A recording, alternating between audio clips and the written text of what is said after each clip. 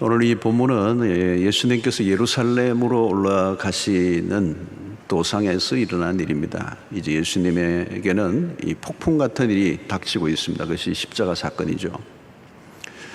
제자들에게 이미 십자가 사건에 대한 예고를 앞부분에서도 하셨습니다. 오늘도 33절과 34절에 예수님에게 곧 일어날 일을 십자가에 내어 준바되어서 고통을 당하게 되실 사건을 잘 소개하고 있습니다. 제자들에게 하신 말씀인데 이미 세 번째 앞부분 8장과 9장에서 두 번 말씀하셨고 오늘 10장에서도 세 번째 말씀을 하셨습니다. 이제 곧 십자가가 다가온다는 얘기를 하신 거죠. 자, 이 얘기를 들었던 예수님의 최측근에 있었던 제자들의 반응이 우리가 좀 봐야 될 부분입니다.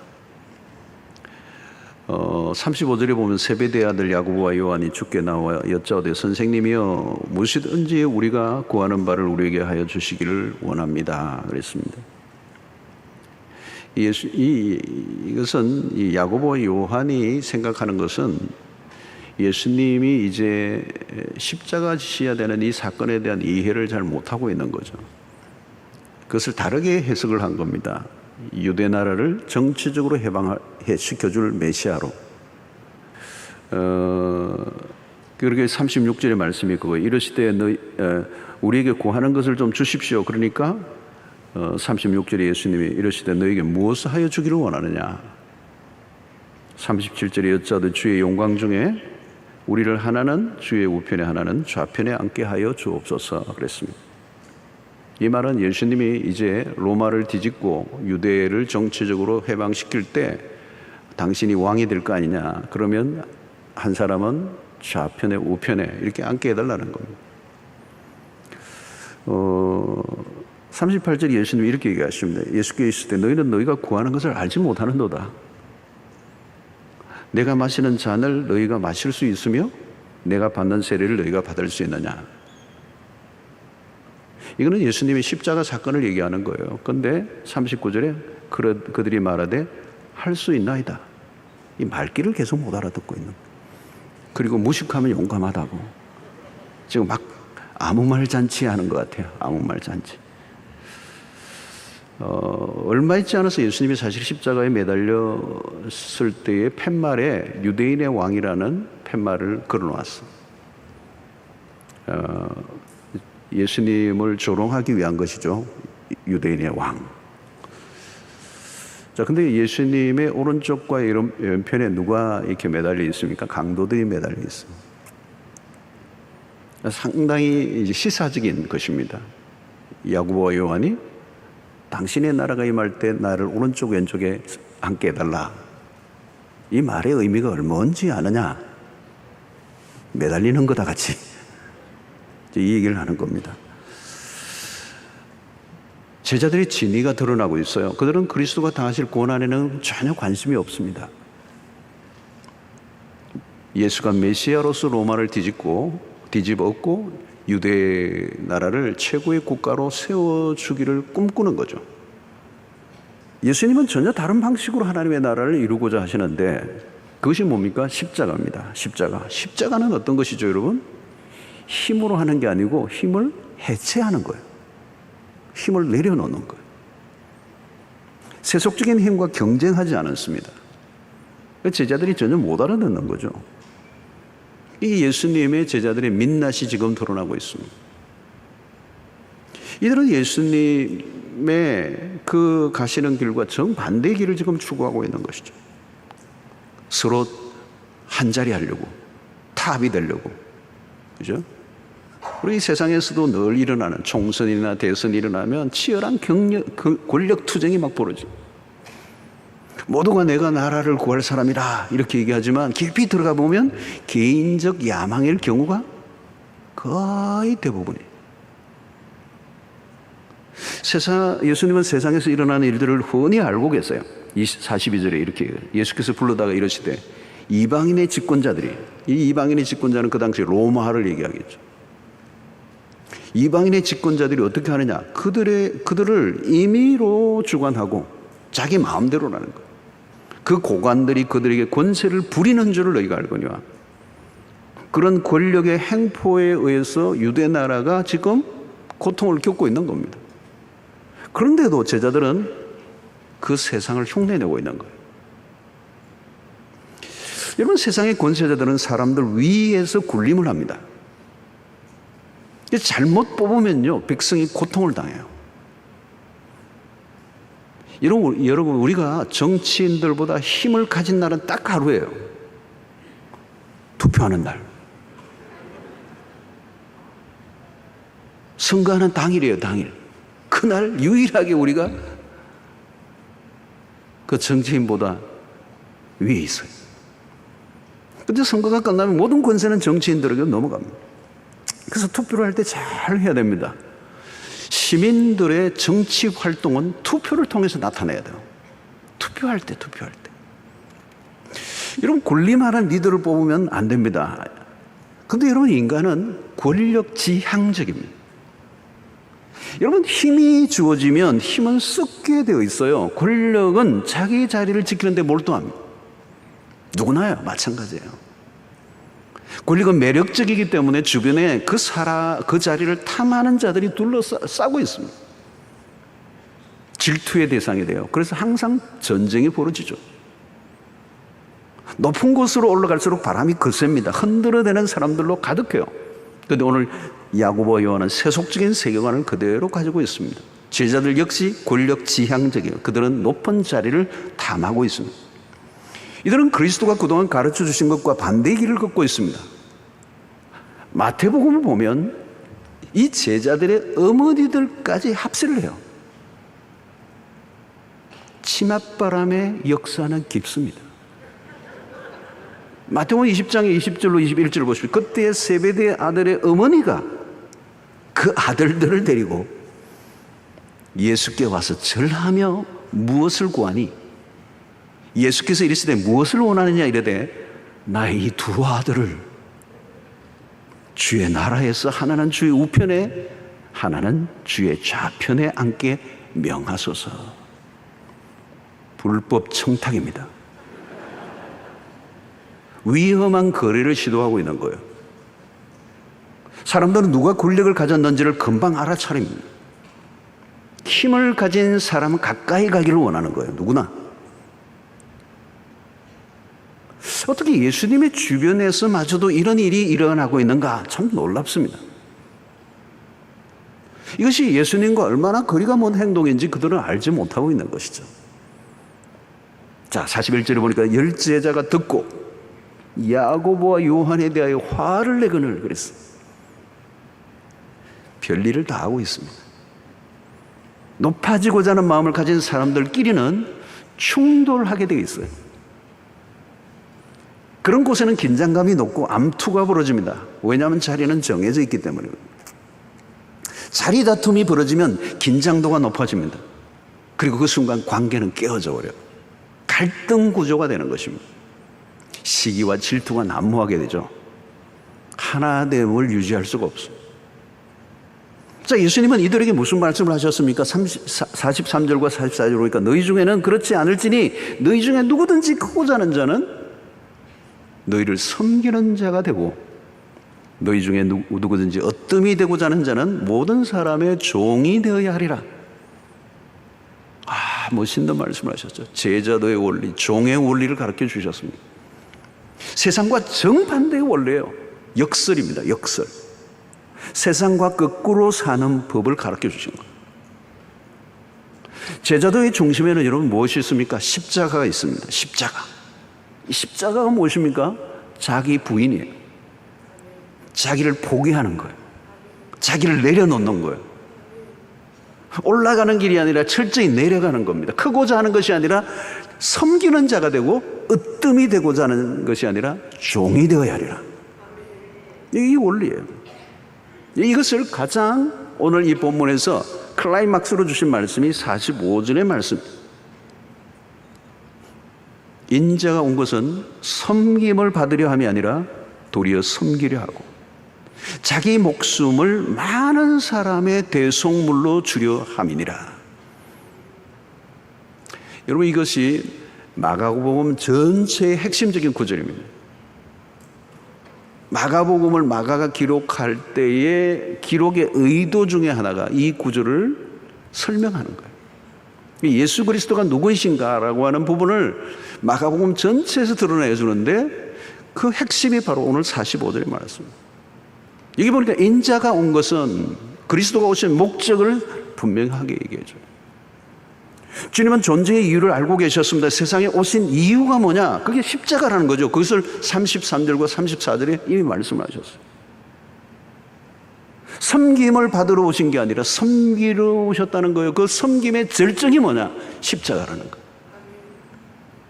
그 십자가를 통하 인류를 죄로부터 구원하시기 위해서 자신의 몸을 던지신 사건, 이게 오늘 45절에 그대로 기록하고 있습니다. 예수님은 당신의 삶의 방향을 놓치지 않으셨습니다. 삶의 궁극적인 목적이 무엇인가를 알고 공생에, 아니 출생부터 십자가까지 계속 그 일을 걸어가시는 거예요.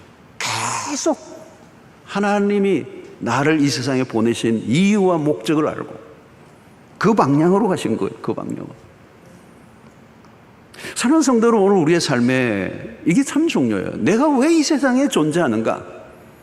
이 본질적인 질문, 궁극적인 질문이에요. 내가 왜 살고 있지? 보통 때는 이걸 잘 생각 안 해요. 바빠가지고. 먹고 살기 바빠서. 그건 뭐 고상한 지금 질문 던질 때가 아니야. 그러나 여러분, 이 궁극적인 질문의 답을 갖고 있지 않으면요, 반드시 어느 순간 허무와 절망에 빠지게 돼 있어요. 여러분, 예수님은 세상과 정반대의 삶을 요구하십니다. 누가복음 22장 27절에서 앉아서 먹는 자가 크냐, 섬기는 자가 크냐, 앉아서 먹는 자가 아니냐. 그러나 나는 섬기는 자로 너희 중에 있노라. 사람들은 섬김을 받으려고 합니다. 세상은 섬김을 받기 위해서 공부를 합니다. 섬김을 받으려고 권력을 잡고요. 섬김을 받으려고 돈을 봅니다. 그래서 우리는 섬김을 받는 자리에 오르면 성공이라고 부르죠. 그래서 세상의 구조는 올라가는 게 목적이에요. 올라가서 지배하는 욕구로 가득 차요. 왜? 섬김을 받기 위해서. 열심히 섬기는데 알고 보면 목적이 섬김을 받기 위해서예요. 처음에는 잘 섬겨요. 그런데 어느 순간 섬김을 받는 자리에 앉고 나중에는 굴림을 하는 것입니다. 이것은 섬기는 목적과 동기가 잘못되어 있는 거예요. 세상은 섬기는 자를 낮게 취급합니다. 섬김을 굴종으로 여기죠. 힘 없는 자가 힘 있는 자를 섬겨야 한다는 논리로 가득 차 있습니다. 그러나 여러분, 그리스도인의 개념은 세계관은 가치관은 다른 것입니다. 우리는 세상과 다른 방식으로 살아갈 때 불안을 느낍니다. 섬기는 자로 사는 것에 대해 불안해하는 거예요. 그러나 여러분 염려하지 마십시오. 그리스도께서 나는 섬기는 자로 너희 중에 있다. 우리의 롤모델이세요. 가장 탁월한 삶을 사신 분은 그리스도세요. 그리스도가 섬기는 자로 사셨다면 우리가 불안해할 필요가 없어요. 섬기는 자로 사는 것을 불안해할 필요가 없어요. 섬기는 삶이 결단코 열등한 삶이 아니고 가장 탁월한 삶이에요. 세속적 성공을 추구한다면 그리스도를 따라서는 안 됩니다. 섬김을 받음으로 기뻐하는 삶이 아니라 섬길 때 주어지는 기쁨이 훨씬 더 크다는 것을 그리스도인들은 알기 때문에. 그래서 여러분, 리더십에는 두 종류가 있습니다. 하나는 포지션 혹은 자리에 중심을 두는 리더십이 있어요. 세상의 일반적인 리더십의 형태입니다. 포지션에 목을 매요. 내 직급이 뭐냐는 겁니다. 내 자리가 어디에 있느냐는 겁니다. 그래서 직급이 오르면 목소리 톤이 달라지고 자세가 달라지고 그 힘을 과시합니다. 그러나 또 다른 리더십은 직급보다 역할에 초점을 둬요.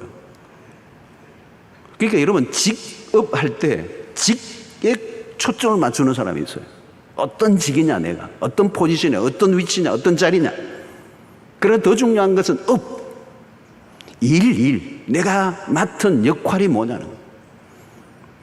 자리를 중요하게 여기는 사람은 다른 사람을 동원하여 자신의 목표를 이루려고 합니다. 굴림형이에요. 표면적으로 사람들이 따르는 것처럼 보이지만 아무도 따르지 않습니다. 역할에 초점을 맞춘 사람은 자리에 연연하지 않아요. 자신이 맡은 역할을 다른 사람들과 함께 동력하며 함께 비전을 이루어가는, 올라가는 것이 목표가 아니라 섬김이 목표라는 거죠. 전자의 리더십은 권한을 강조하는 리더십이고 후자는 책임을 더 강조하는 리더십입니다. 전혀 다른 길이에요. 자리를 추구하면 투쟁이 일어납니다. 그러나 섬김을 추구하면 투쟁이 일어날 수가 없어요.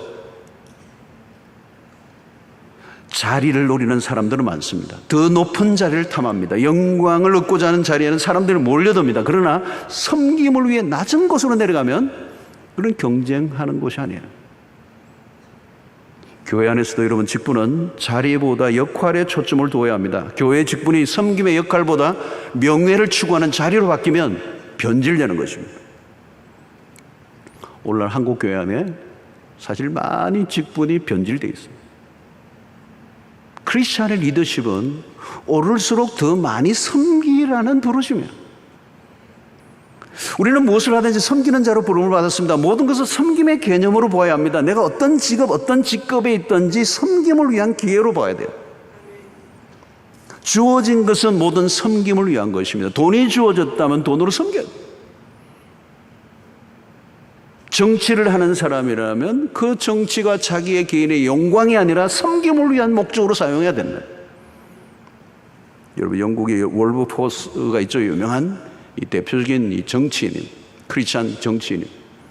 당시 노예 시장의 활성화로 인한 심각한 부패가 사회 전반의 영국 사회에 맺혀서 아프리카에서 노예들을 막 무더기로 데리고 와서 이 시장에 팔아넘기는 이 노예 운동. 근데 그는 노예 폐지 운동과 사회 개혁을 위해 몸을 던집니다. 숱한 반대에 그냥 조롱해. 왜?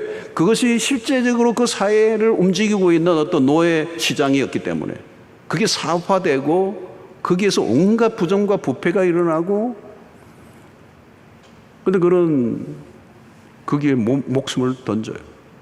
1788년 그는 일기에 이렇게 얘기합니다. 나의 길은 공적인 길이며 내가 일할 곳은 이 세상이다. 그러므로 나는 사람들이 모인 곳에서 함께 어울려야 하며 그렇지 않으면 그 직책을 그만두어야 할 것이다. 믿음으로 포기하지 않고 노력한 결과 그가 죽기 3일 전 1825년 그가 66세 되던 해 상하원 모두 통과되어 노예 제도가 영국 속에서 사라지게 되었습니다. 영국 사회에 거대한 영향을 미친 인물 중에 하나로 알려져 있습니다. 한 사람의 건강한 신실한 크리스찬 정치인의 노력과 헌신이 가져다 준 열매가 얼마나 큰가를 알려주는, 그는 직보다 역할의 모든 것을 걸었던 사람입니다. 우리나라도 이제는 건강한 크리스찬 리더십들이 정치의 영역에서도 많이 나와야 되리라고 생각해요. 여러분, 기도하셔야 돼요. 왜 돈을 버는가? 사업을 하는 사람이란 그 일을 통해서 세상을 섬겨야 합니다. 내가 가진 것은 모두 섬기는 일에 사용해야 돼요. 다이어트 하는데 돈을 엄청 쓴다면 그 돈으로 그 몸으로 무엇을 할 것인가? 다른 사람들보다 많은 부를 가지고 있다면 부를 흘려보내야 된다는 거죠. 섬김을 통해서 우리의 삶이 완성되기 때문에. 그리스도인들은 다른 모습으로 살아가야 합니다. 우리는 나를 위한 소비로 힘을 얻는 게 아니라 삶의 에너지는 하나님으로부터 오는 것입니다. 무엇보다도 이웃을 섬길수록 질 높은 기쁨을 맛볼 수가 있어요. 반대로 여러분, 누군가에게 섬김을 요구해 보세요. 기쁨은 사라져요. 내가 기대하는 만큼 그 섬김이 오지 않으면 신경질이 나, 분노가 일어나. 여러분, 우리는 섬김을 받음으로 주어지는 영광을 기대하면 안 됩니다. 섬김의 자리로 내려갈 때 그곳에 하나님이 은밀하게 숨겨놓은 비밀들이 있어요. 힘으로 여러분 군림하는 자들은 불안한 것입니다. 현대는 만성적인 불안 정세에 시달리고 있습니다. 그 답이 뭔지 아십니까? 섬김이 답이라는 거예요.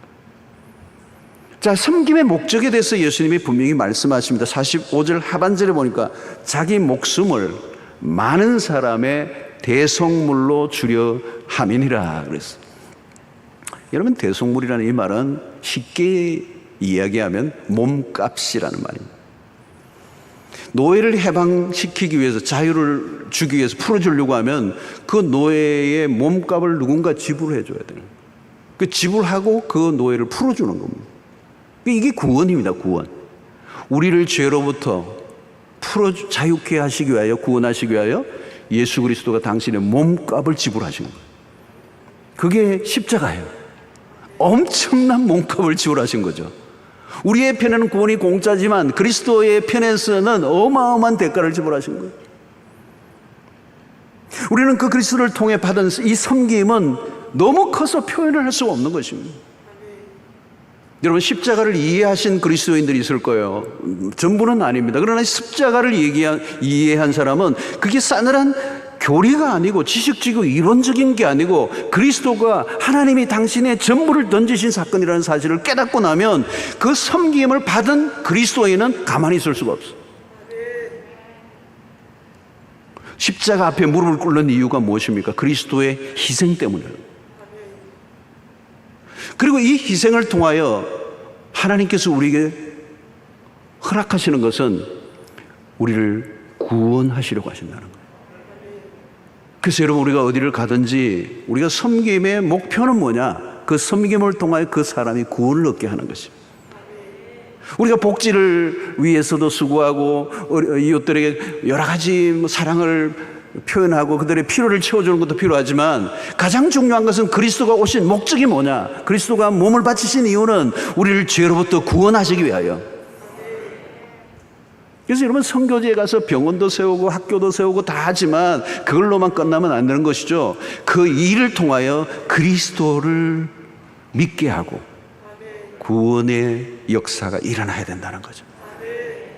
사랑하는 성도 여러분, 오늘 우리는 이 섬김과 복음이 함께 가야 합니다. 삶의 자리에서 묵묵히 섬기는 자로 살아가고 남이 알아주든 알아주지 않든 변함없는 모습으로 희생의 삶을 살아가게 될 때 우리의 삶을 통하여 복음이 드러나고 예수 믿는 역사가 일어나게 될 줄로 믿습니다.